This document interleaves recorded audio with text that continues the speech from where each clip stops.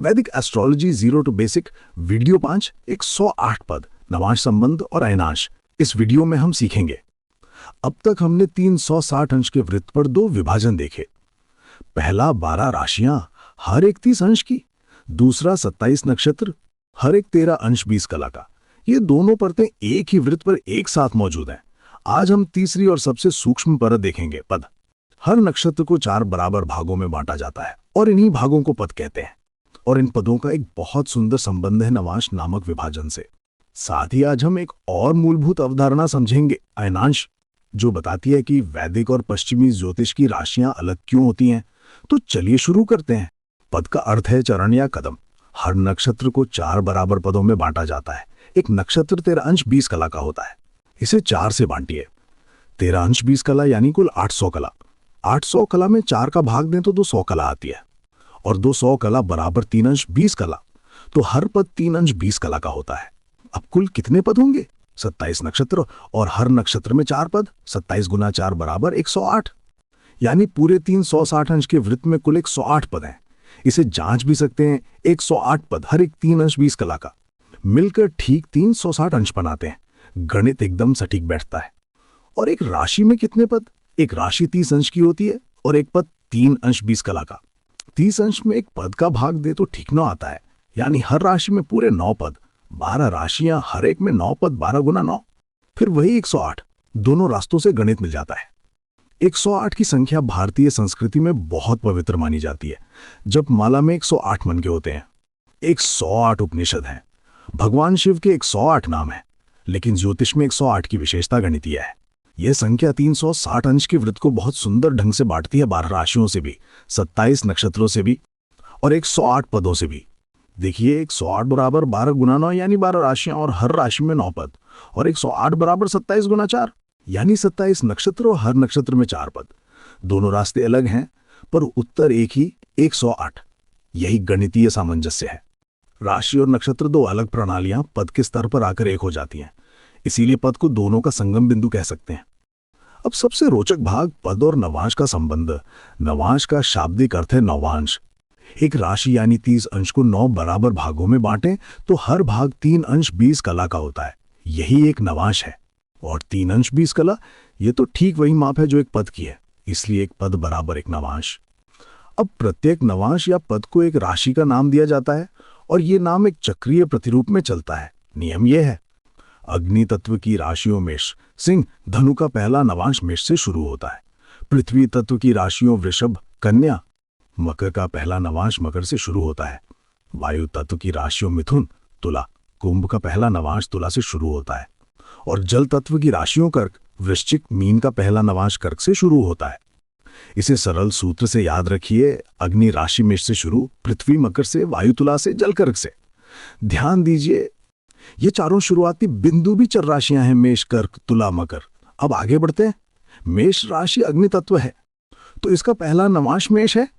फिर क्रम में दूसरा वृषभ, तीसरा मिथुन, चौथा कर्क, 5वां सिंह, छठा कन्या, 7वां तुला, 8वां वृश्चिक, 9वां धनु। तो मेष राशि के 9 नवांश मेष से धनु तक चलते हैं। अब वृषभ पृथ्वी तत्व, पहला नवांश मकर, फिर कुंभ, मीन, मेष, वृषभ, मिथुन, कर्क, सिंह, कन्या। वृषभ के 9 नवांश मकर से कन्या तक। ये प्रतिरूप इसलिए महत्वपूर्ण है क्योंकि जब हम आगे नवांश कुंडली, जिसे डीनो चार्ट कहते हैं, बनाना सीखेंगे तो इसी प्रतिरूप से ग्रह की नवांश राशि निकाली जाती है। नवांश कुंडली को ज्योतिष में राशि कुंडली के बाद सबसे महत्वपूर्ण कुंडली माना जाता है, विशेषकर विवाह और जीवन साथी के विश्लेषण में। अब एक क्षण रुककर पूरा चित्र देखते हैं। एक ही 360 अंश का वृत्त और उस पर 3 विभाजन पड़ते हैं। सबसे बड़ा विभाजन, 12 राशियां हर एक 30 अंश की। ये मोटा ढांचा है, जैसे किसी शहर के 12 जोन। बीच का विभाजन 27 नक्षत्र हर एक 13 अंश 20 कला का। यह ज्यादा सूक्ष्म है, जैसे जोन के भीतर मोहल्ले। और सबसे सूक्ष्म 108 पद हर एक 3 अंश 20 कला का। यह सबसे बारीक विभाजन है, जैसे मोहल्ले के भीतर गलियां। और ये तीनों एक साथ काम करते हैं। जब कोई ज्योतिषी कहता है कि आपका ग्रह मेष राशि में, अश्विनी नक्षत्र के दूसरे पद में है, तो वो तीनों परतों का एक साथ उपयोग कर रहा है। राशि बताती है मोटी स्थिति, नक्षत्र बताता है मध्यम स्थिति और पद बताता है सबसे सटीक स्थिति। ये 3 परतें मिलकर ज्योतिष को उसकी अद्भुत सटीकता देती हैं। एक ही डिग्री पर 2 ग्रह हों तो भी उनका पद भिन्न हो सकता है और उससे फलित बदल जाता है। अब मॉड्यूल 1 की आखिरी और बहुत महत्वपूर्ण अवधारणा, सायन और नेरियन राशि चक्र का अंतर। पिछले वीडियो में हमने कहा था कि राशियां गणितीय विभाजन है, तारामंडल नहीं। लेकिन यह विभाजन शुरू कहां से होता है? शून्य अंश का बिंदु आखिर है कहां? पश्चिमी ज्योतिष में शून्य वो बिंदु है जहां सूर्य बसंत विषुव, स्प्रिंग इक्विनॉक्स के दिन होता है। विषुव वो दिन है जब दिन और रात बराबर होते हैं, लगभग 21 मार्च। इस बिंदु से शुरू होने वाले राशिचक्र को सायन राशि चक्र, ट्रॉपिकल ज़ोडिएक कहते हैं।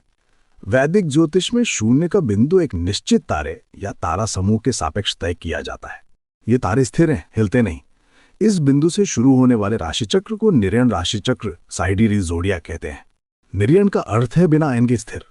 अब समस्या यह है कि ये दोनों बिंदु एक ही जगह पर नहीं है। इसका कारण है पृथ्वी की एक खास गति, जिसे अंचलन कहते हैं। पृथ्वी अपनी धुरी पर घूमती है जैसे लट्टू घूमता है, और जैसे लट्टू की धुरी धीरे धीरे गोल गोल डोलती है, ठीक वैसे ही पृथ्वी की धुरी भी डोलती है। ये बहुत धीमी गति है। एक पूरा चक्कर लगभग 25,772 वर्ष में पूरा होता है। इसी डोलन के कारण बसंत विषुव का बिंदु हर साल थोड़ा पीछे खिसकाता है, लगभग 50 विकला प्रतिवर्ष। यानी मोटे तौर पर हर 72 वर्ष में करीब एक अंश। यही खिसकावयन चलन है। हजारों वर्ष पहले सायन और निरयन राशिचक्र लगभग एक ही स्थान पर थे। दोनों का शून्य लगभग एक ही बिंदु पर था। यह लगभग 285 ईस्वी के आसपास माना जाता है। लेकिन उसके बाद से अयन चलन के कारण ये दोनों धीरे धीरे खिसकते गए। आज 2026 में दोनों के बीच लगभग 24 डिग्री का अंतर है।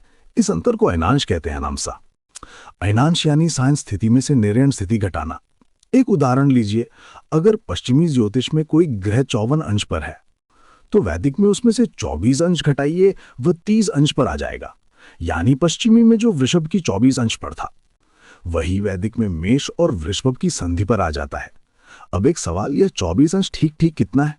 यहां विद्वानों में थोड़ा मतभेद है। अलग अलग विद्वानों ने अलग अलग अयनांश मान बताए हैं। सबसे प्रचलित है लाहिरी अयनांश, जिसे भारत सरकार भी मान्यता देती है। ये चित्रा तारे को संदर्भ बिंदु मानता है। सन 2026 में लाहिरी अयनांश लगभग 24 अंश 12 कला है। दूसरा प्रमुख है कृष्णमूर्ति पद्धति यानी के पी, जो लाहिरी से बहुत थोड़ा ही अलग है, कुछ कला का फर्क। तीसरा है रमण अयनांश, जो बीवी रमण जी ने प्रस्तावित किया। ये लाहिरी से लगभग 2 डिग्री कम है। अधिकांश वैदिक ज्योतिषी लाहिरी अयनांश का उपयोग करते हैं, और हम इस श्रृंखला में भी लाहिरी को ही मानक मानेंगे। किसी भी ज्योतिष सॉफ्टवेयर में कुंडली बनाते समय अयनांश का चयन करना होता है और वहां लाहिरी चुने। अब आप समझ सकते हैं कि क्यों बहुत से लोगों की पश्चिमी राशि अलग होती है और वैदिक राशि अलग। कारण है करीब 24 अंश का अयनांश। एक उदाहरण लीजिए, मान लीजिए पश्चिमी ज्योतिष में आपका सूर्य मिथुन राशि की 5 अंश पर है, यानी कुल 65 अंश पर। वैदिक में इसमें से 24 अंश घटाइए तो ये 41 अंश पर आ जाता है। यानी वृषभ राशि की 11 अंश पर।